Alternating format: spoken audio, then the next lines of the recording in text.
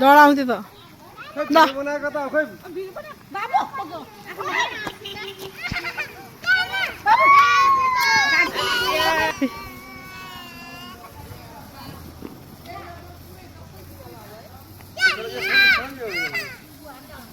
ल यो भइसक्यो उल्टी लिएर कहाँ हुन्छ अनि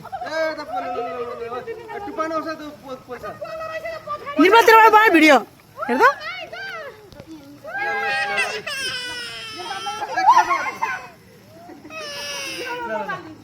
ल